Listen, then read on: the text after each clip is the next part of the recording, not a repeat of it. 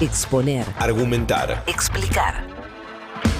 Un sello personal expresando una opinión colectiva. Ahora, el editorial de Ari Lijalad en Habrá Consecuencias.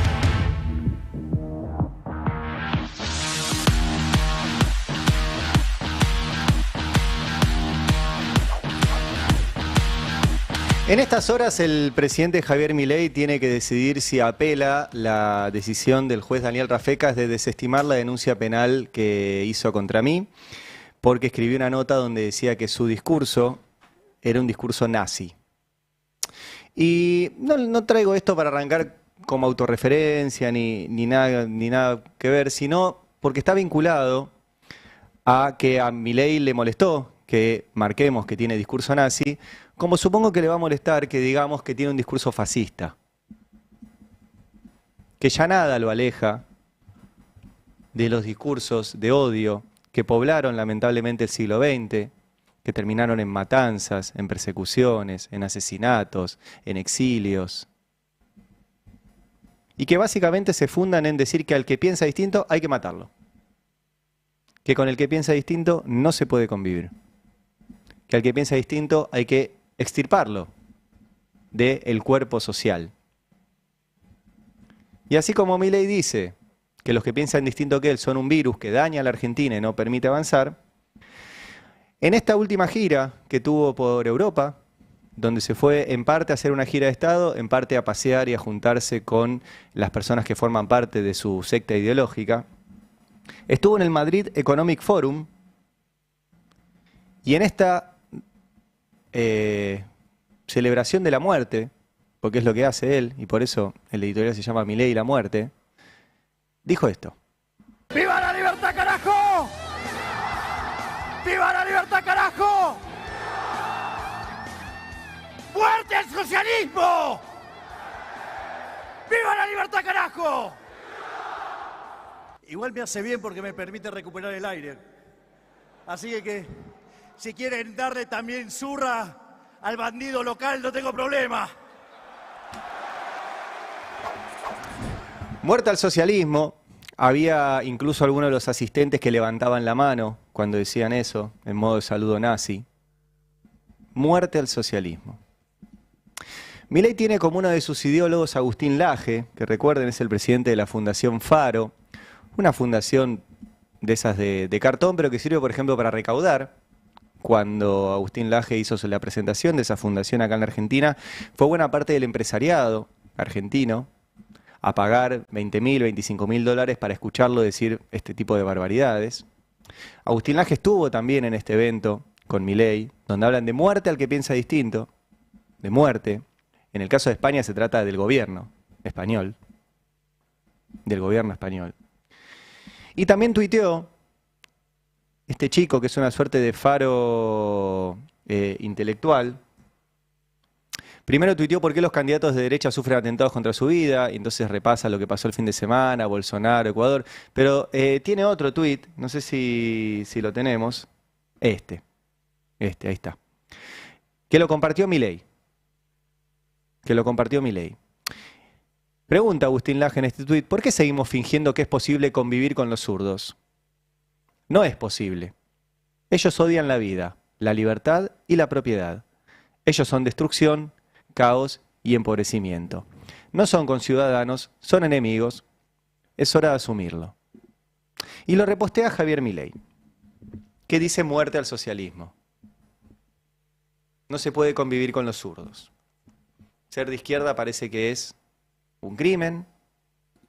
Y no es ni siquiera ser de izquierda. Cualquiera que piense, no 180 grados distinto que Milei, cualquiera que piense un poquito distinto que Milei se transforma en un enemigo a eliminar, un enemigo, y a los enemigos se los mata, se los expulsa. Y Milei constantemente plantea que el que piensa distinto hay que matarlo. Y eso es un discurso nazi. Eso es fascismo.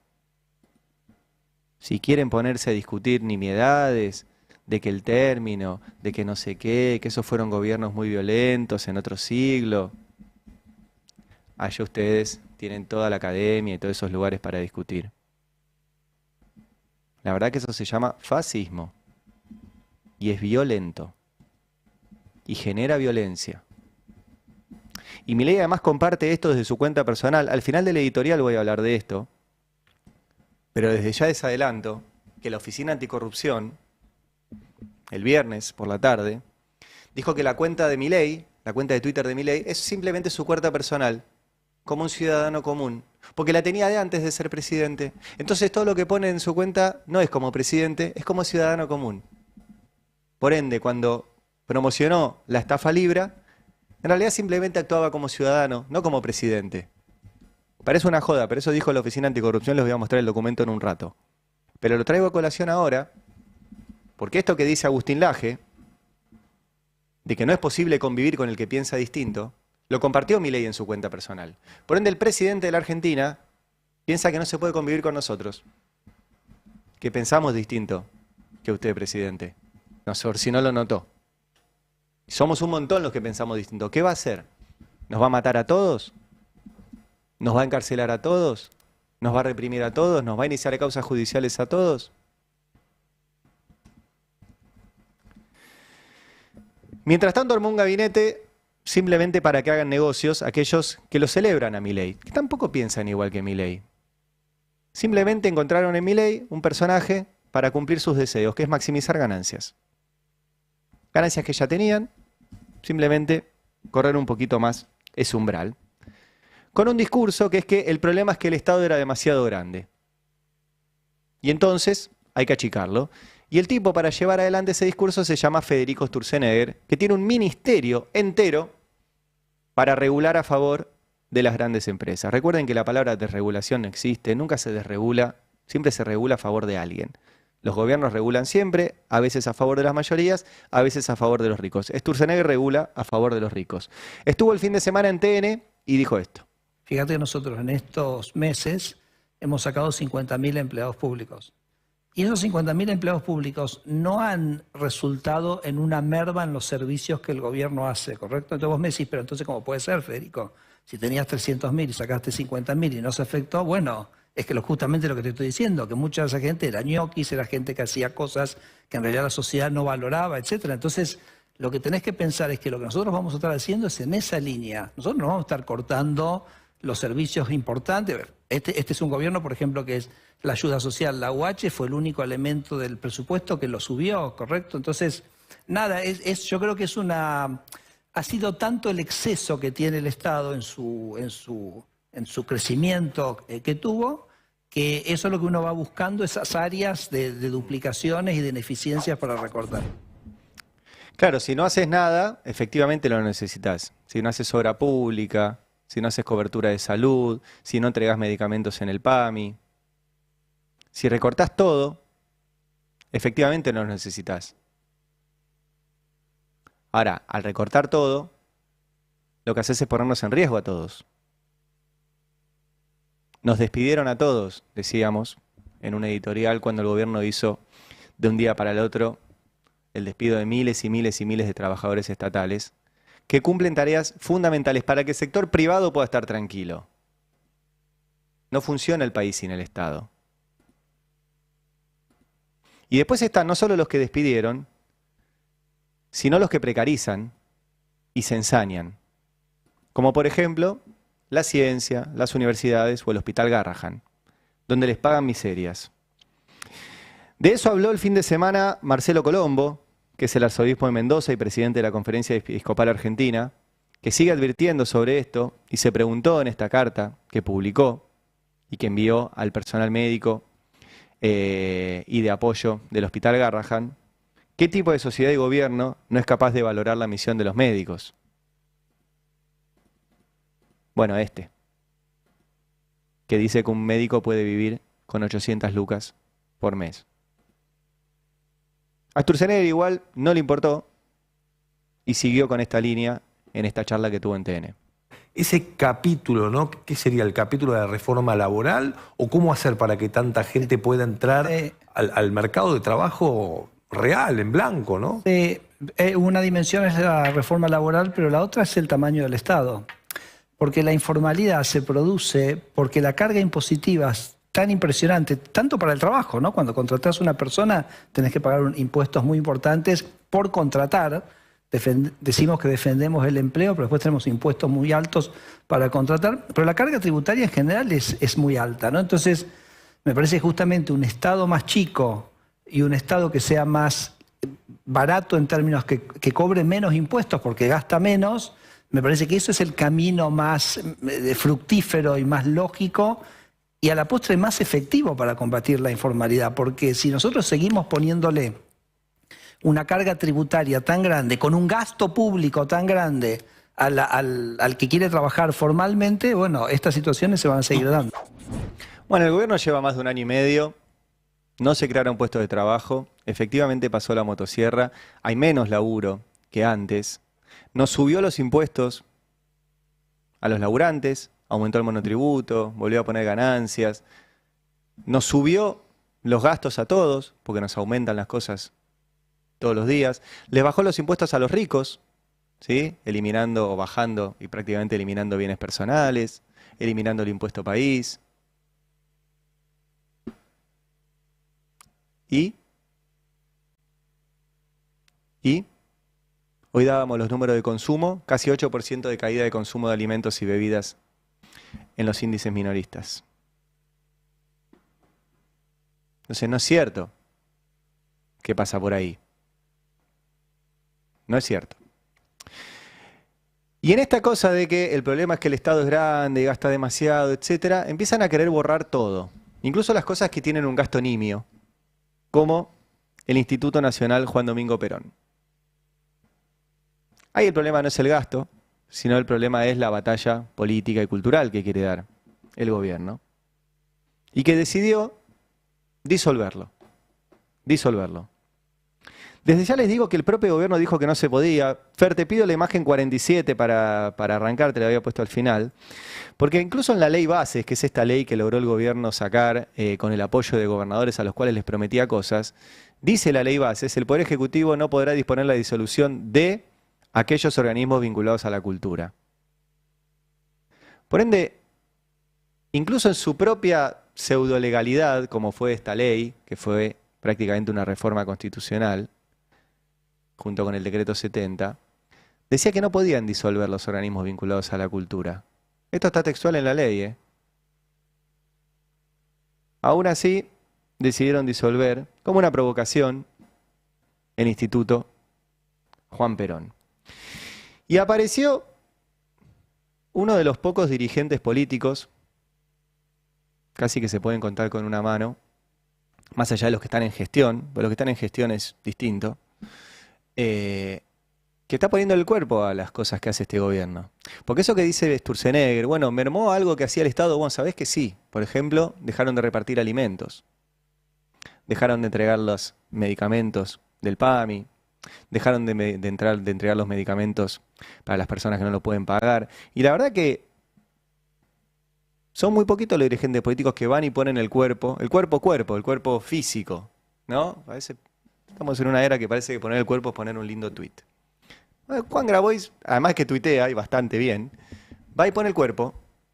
Y en este caso fue a poner el cuerpo en el Instituto Nacional Juan Domingo Perón y dijo esto.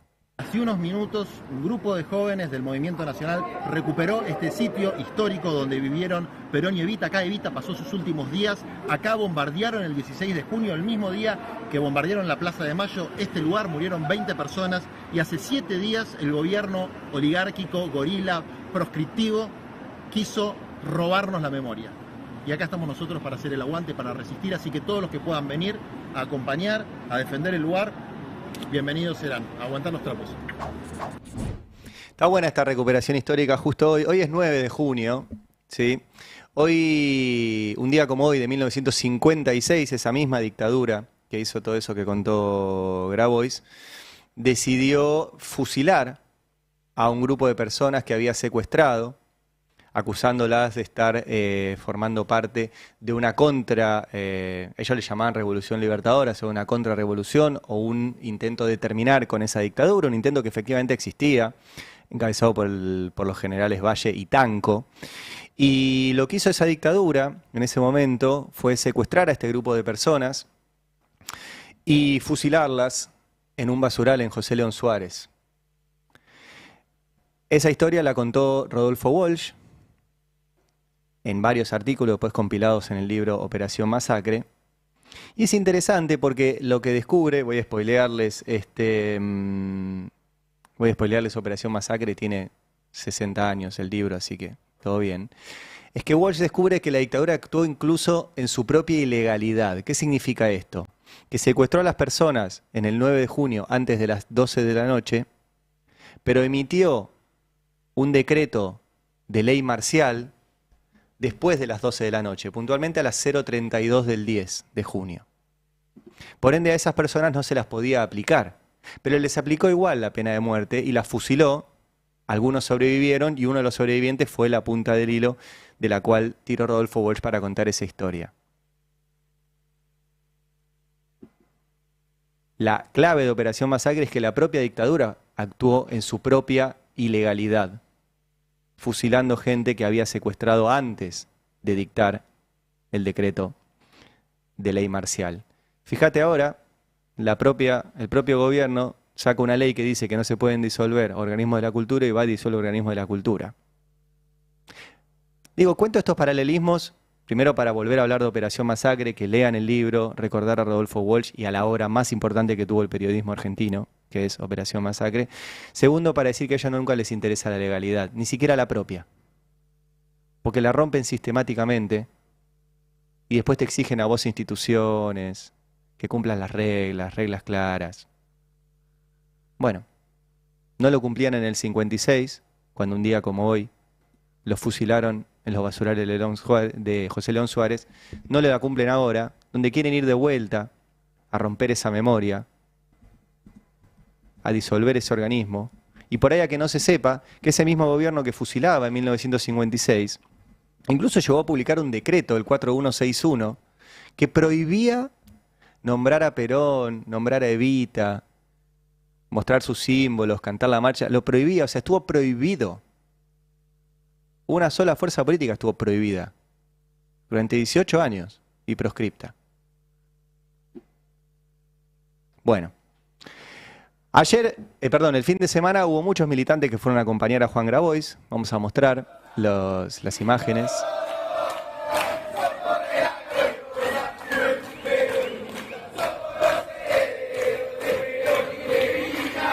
Hasta que apareció la policía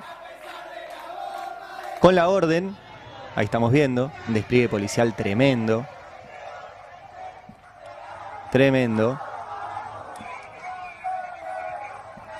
a ejecutar una decisión de Javier Milei de detener a Juan Grabois. Acá estamos viendo cómo se lo llevaron.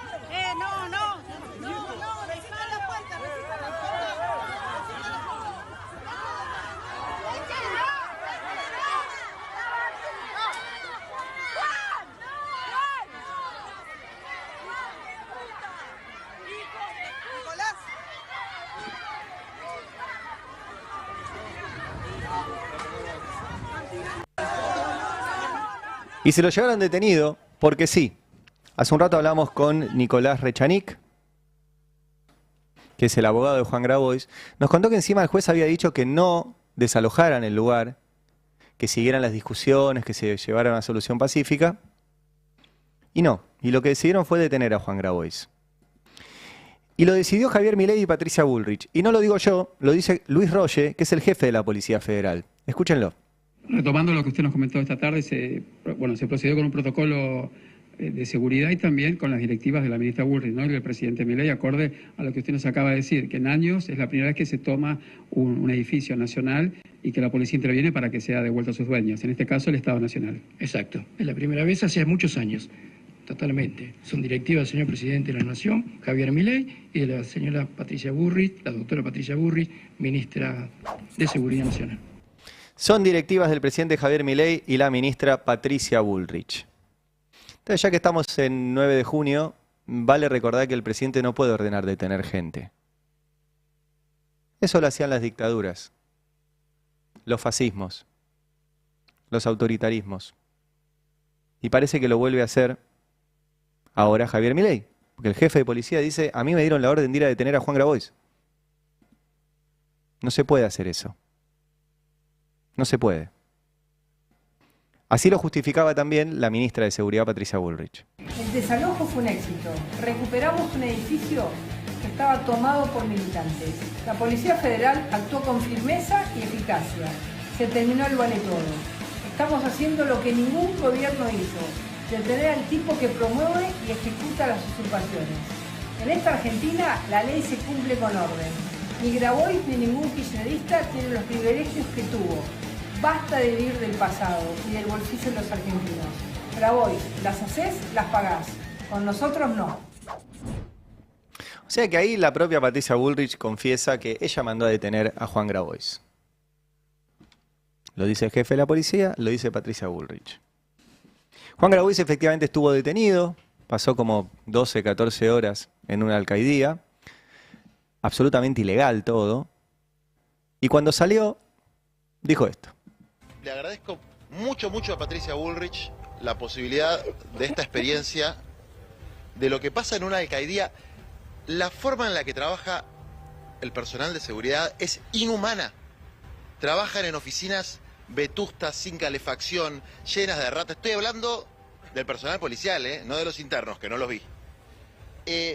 Computadoras del año 84, no tienen sistema, todo manual.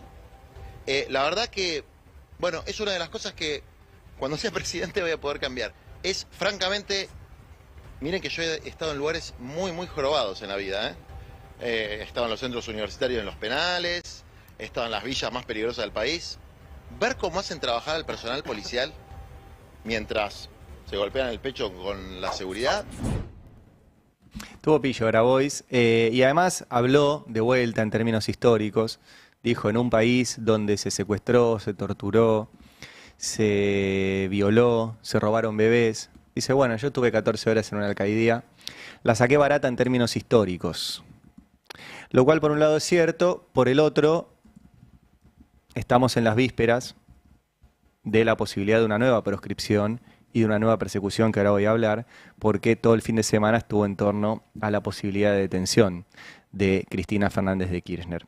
Antes que eso, quiero hablar del otro caso del fin de semana, que fue el asesinato de Tiago Correa Medina. Tiago Correa Medina tenía 7 años. Estaba en la parada del colectivo con su viejo y un policía que se llama Facundo Aguilar Fajardo lo mató.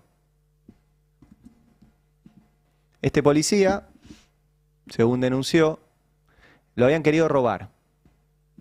4 tipos. Cuando los tipos vieron el arma del policía, salieron corriendo. No sacaron armas, no le dispararon, no hubo un enfrentamiento, no hubo nada. Salieron corriendo, huyeron. O sea que fue una tentativa de robo y se estaban yendo. Este policía, Facundo Aguilar Fajardo, sacó su arma y los persiguió. Disparó por lo menos 11 veces. Mató a uno de los que le quiso robar, hirió a otros 2 y mató a Tiago Correa Medina, de 7 años. En esa balacera sin sentido. Una balacera sin sentido. Por un robo. Están las imágenes. Se las comparto. No se lo ve a Tiago, aclaro. Por eso mostramos simplemente para ver el accionar policial. Esto lo compartió el colega Mauro Zeta. Pero la secuencia es tremenda. Pero básicamente se ve el intento de robo. Se ve que salen corriendo. Y se lo ve al policía que sale atrás de estos chicos que ya están lejos, ya están a muchos metros, y dispara, y dispara, y dispara, y dispara, y dispara. Una de esas balas mató a un nene de 7 años. Por policías cebados, por una ministra de Seguridad, que recuerden que intentó hacer una modificación de la ley para que esto no sea penado, que tiene en su Ministerio de Seguridad al abogado de Luis Chocobar.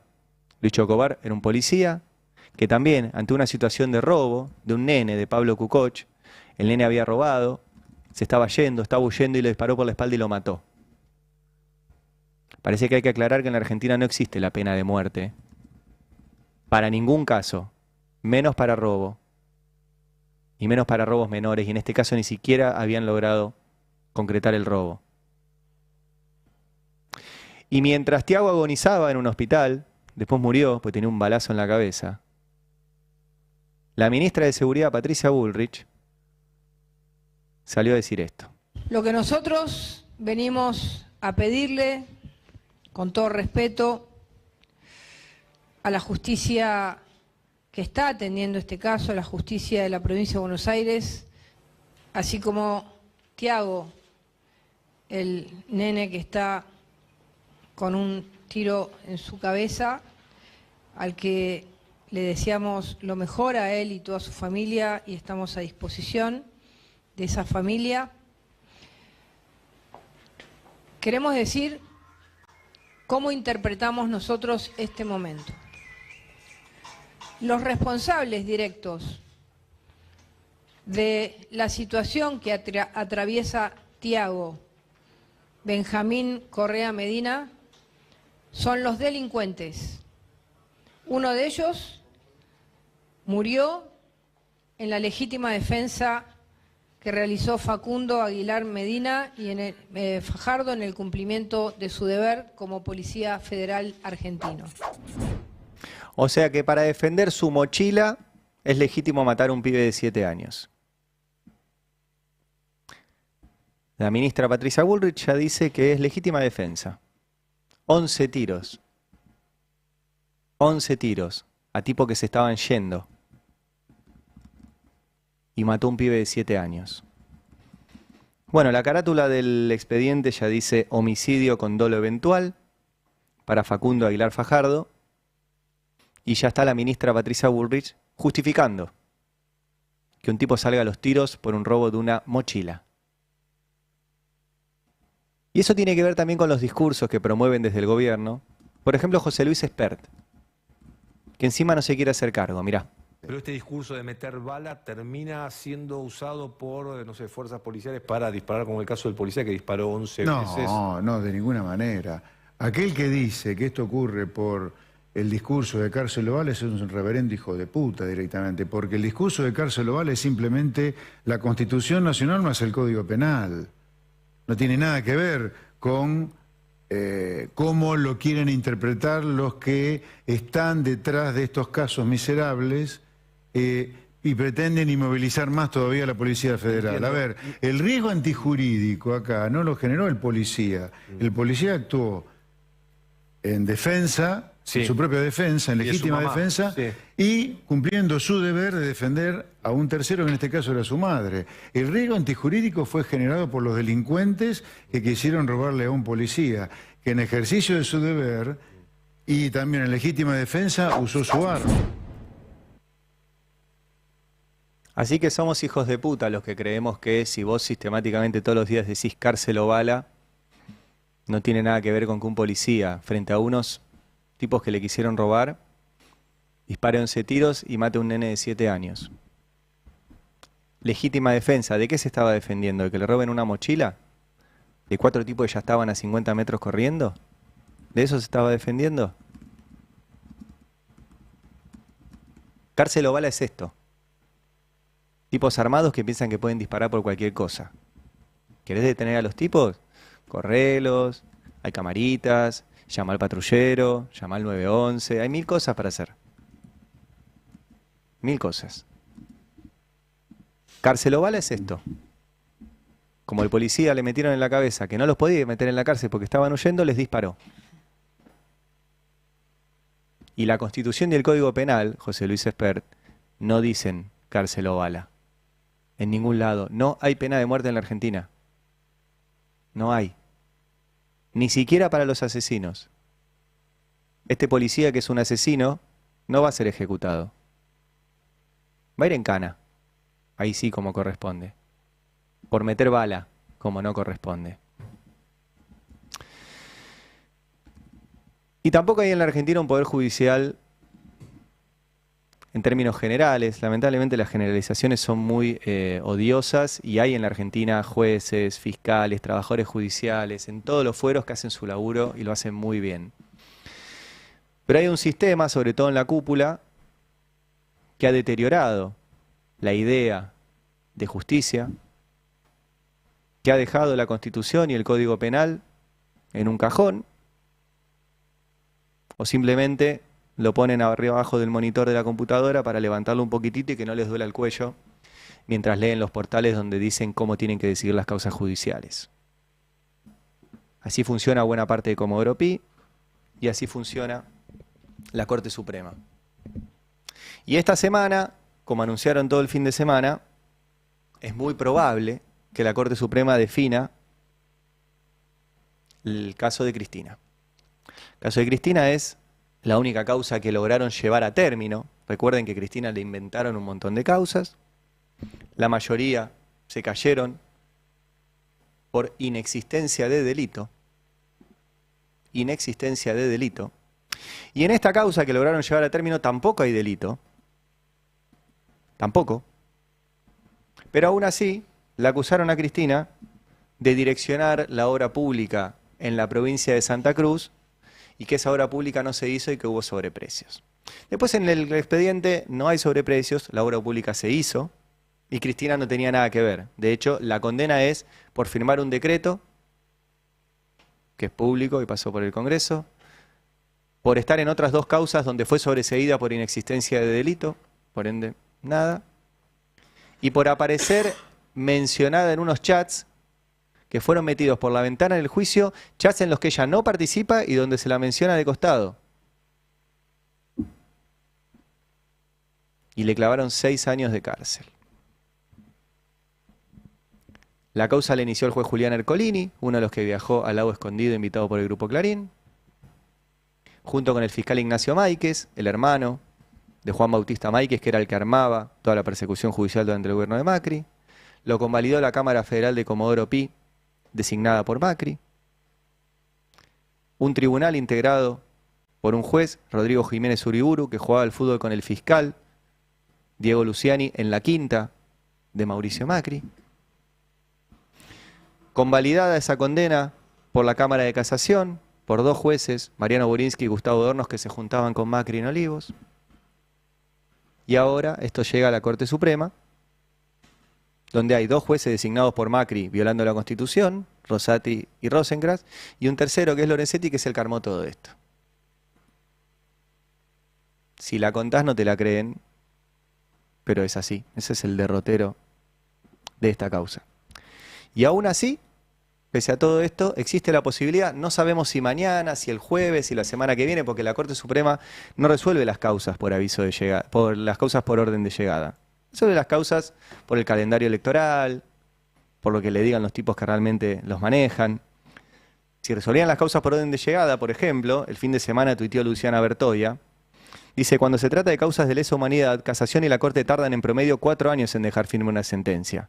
En el caso de Cristina, Casación confirmó en menos de 2 años y la Corte podría hacerlo en menos de 3 meses. Vieron que es una cuestión de decisiones, no es una cuestión jurídica. Y tampoco va a ser por lo que diga el Código Penal o la Constitución o el propio expediente, sino que van a decidir si le permiten o no participar de las elecciones este año. Cristina habló el fin de semana y obviamente se refirió a esto. Cada uno tiene que estar en el lugar que más sirve y donde mejor puede ayudar a la construcción de una organización política que devuelva al pueblo un poco de felicidad y un poco de bienestar. Pero bueno, salió el anuncio y se desataron los demonios y comenzaron a pedir desde todos lados que me metan presa. Eso es lo que uno lee. No hay que enojarse, no hay que enojarse, hay que estar atentos. Todo esto con editoriales que dicen: ay, no, está acabada, acorralada. Pero ¿y si estoy tan así?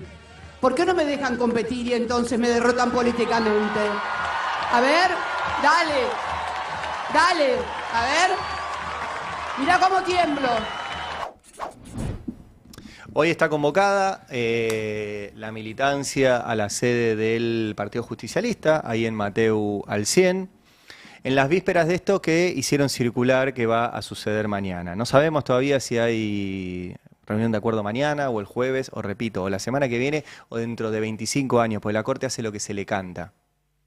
Sería bueno en la Argentina, entre otras tantas cosas que hay que modificar en el Poder Judicial, que la Corte Suprema, como pasa en otros países, tuviera una lista de casos a resolver y un cronograma de cuándo los va a resolver. Entonces ahí sabríamos. En otros países tan comunistas como en Estados Unidos pasa eso. 2 veces al año los jueces publican qué tienen para resolver. Y tener muchas causas para resolver es un deshonor. Habla mal de esos jueces. Entonces las resuelven y uno sabe. Bueno, acá no, acá hacen lo que se les canta. Entonces, cuando se trata, por ejemplo, de las jubilaciones, la Corte tiene, desde el gobierno de Macri, frenado los amparos para resolver las jubilaciones de millones de personas. Cuando se trató, por ejemplo, de sostener a los jueces Brulli y Bertuzzi, que los puso Macri a dedo, lo resolvieron en un mes. Y acá va a pasar lo mismo. Van a resolver rápido, porque además están presionados de todos lados y no tienen salida. Si la dejan libre, va a haber una manifestación a tribunales. Si la meten en cana, va a haber una manifestación a tribunales. La diferencia es que una de las 2 manifestaciones, Patricia Bullrich la va a reprimir. Adivinen cuál. Y vamos a tener un caso inédito en la Argentina de una expresidenta presa, si es que lo deciden, pero todo indica que van hacia ese camino, en una causa absolutamente armada, irregular, con jueces puestos a dedo, que se juntaban con el tipo que armó la causa. Toda una locura. Toda una locura. Entramos ahora en el terreno de las especulaciones, si el gobierno quiere, si no quiere. El otro día contaba Jonathan Eguier que en la Casa Rosada no quieren que Cristina vaya presa, pero no porque crean que es inocente, sino porque creen que les conviene competir contra ella y polarizar en las urnas, que eso les sirve en términos electorales, no es una cuestión legal, simplemente creen eso. A eso le sumo en este caso yo, el gobierno no tiene control de la Corte Suprema, ni de Comodoro Pi. Tiene mucha más influencia Mauricio Macri y mucho más influencia el poder económico y el poder mediático. Y si alguien lo quiere dañar esa estrategia electoral de Milei, puede pensar que metiéndola en cana a Cristina le daña la estrategia electoral a Milei. O sea, entran todo este tipo de análisis que son muy perversos, Pero yo no es que los comparto. Mi tarea es contárselos para que ustedes manejen esta información que maneja el resto de la política. Y que también tendrá el peronismo, pase lo que pase, aun si la Corte Suprema hace lo que tiene que hacer, que es decir todo esto es nulo. La Corte Suprema debería decir todo esto es nulo. La causa, del primer minuto hasta el último, hay que anularla toda. Si tienen alguna discusión sobre la obra pública en Santa Cruz, háganla bien, de cero, de vuelta, háganlo peritaje, periten toda la obra pública y ahí vemos. Si tuviera un mínimo de dignidad. Todo indica que no van a hacer eso. Pero el peronismo tiene que repasar también qué hace con el Poder Judicial. Pues tuvo 12 años en el gobierno y después 4 años más después de haber sido perseguido y no tocó nada. Nada. E incluso gente muy cercana a Cristina, negoció. Negociaron. No, que a este dejémoslo, que este después va a fallar a favor de nosotros, que nos prometió, que no es tan malo. Negociaron. Si no, ¿por qué Stornelli sigue siendo fiscal? ¿Por qué Mariano Borinsky sigue siendo presidente de la Cámara de Casación?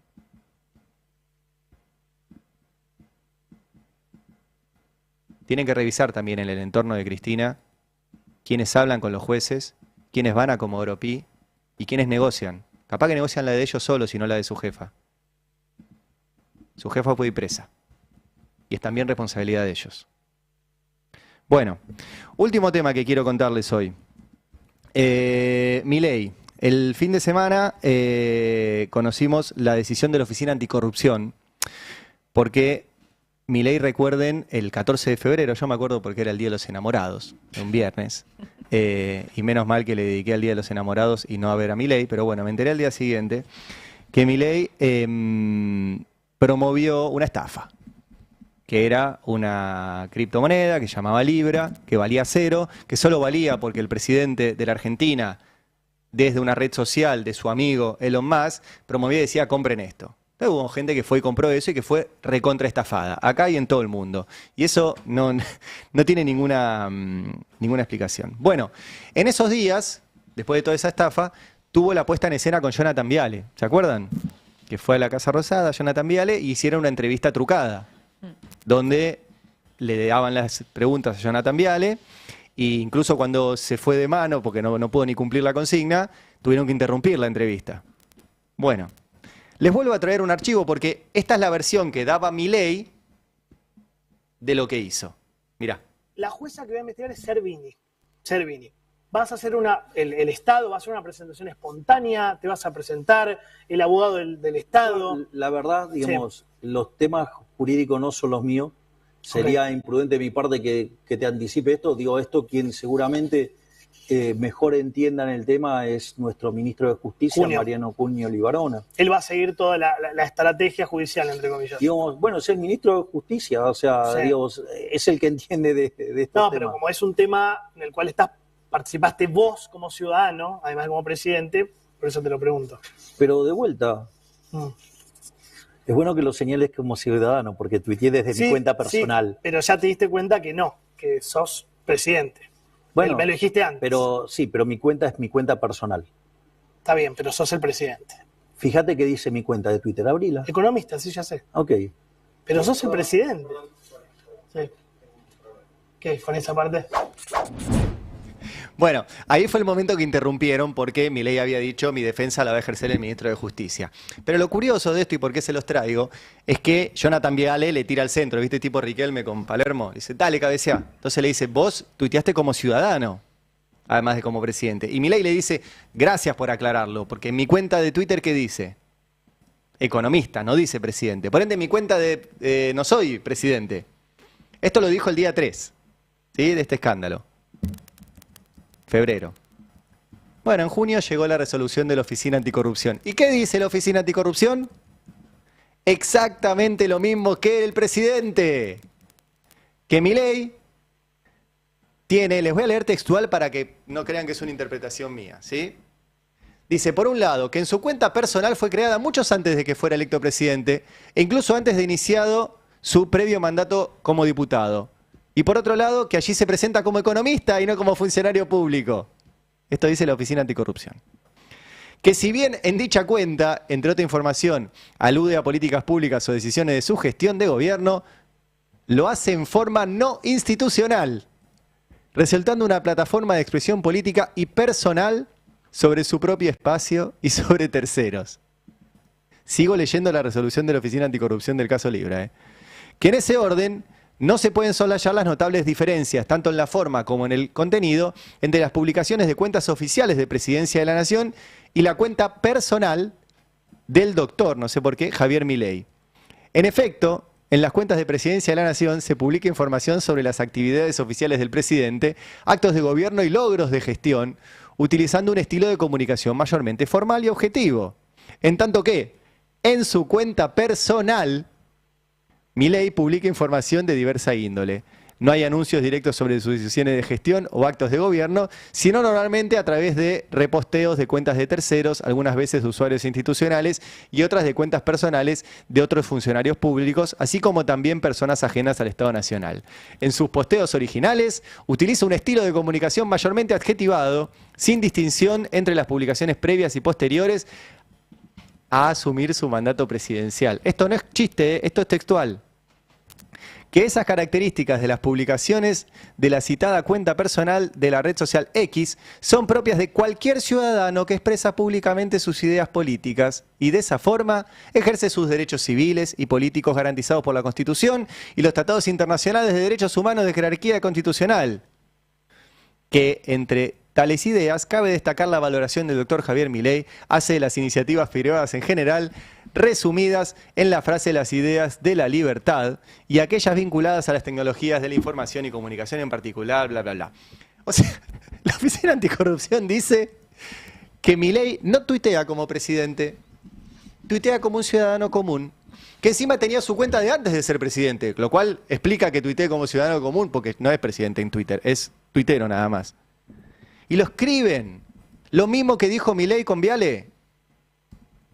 Y concluyen entonces, les muestro la conclusión, que según las medidas producidas y constancias agregadas, el señor presidente de la Nación, Javier Milei, no violó la ley de ética pública. Es un nivel de escándalo. Porque además son tan burdos, si ustedes entran a la cuenta de Milei, van a ver que está verificada, no con un tilde azul como la mía, sino con un tilde celeste, gris. El tilde gris indica que es una cuenta gubernamental. O sea que toda la Oficina Anticorrupción hizo un laburo al pedo. Porque la propia cuenta de Milei dice que es una cuenta gubernamental. Y que utilice lenguaje coloquial y informal y putee y retuitee, no cambia el hecho de que es presidente. Y como presidente tuiteó una estafa organizada en la Casa Rosada, en reuniones con los tipos que hicieron la estafa, con su hermana Karina Milei reuniéndose con los tipos que hicieron la estafa, una estafa que está absolutamente comprobada, que no se puede borrar, que quedó todo el registro. Y los tipos dicen que el presidente Javier Milei tuitea como un ciudadano común. Me voy a divertir mucho viendo los malabares de sus amigos en los medios, diciendo que bueno, que en realidad no sé qué, bla, bla, bla. Bueno, esto es lo que dijo la Oficina Anticorrupción. Supongo que, y con esto cierro, cuando Milei tuitea que hay que matar a todos los que piensan distinto, también es como ciudadano común. Espero que sea así. Porque volví a poner el tuit que comparte del AGE. Si Milei tuitea como ciudadano común cuando comete una estafa, espero que cuando repostea esto, que dice, ¿por qué seguimos fingiendo que es posible convivir con los zurdos? No es posible, ellos odian la vida, la libertad y la propiedad, ellos son destrucción, caos y empobrecimiento, no son conciudadanos, son enemigos, es hora de asumirlo. Espero que Milei cuando republica esto esté hablando como ciudadano común, porque como ciudadano común no tiene posibilidad de matarnos. Como presidente sí. Como presidente sí. Milei y la muerte. Bueno, 9:17. ¿Qué piensan de todo esto? ¿Es presidente o no es presidente? ¿Por dónde empezar, no? O sea,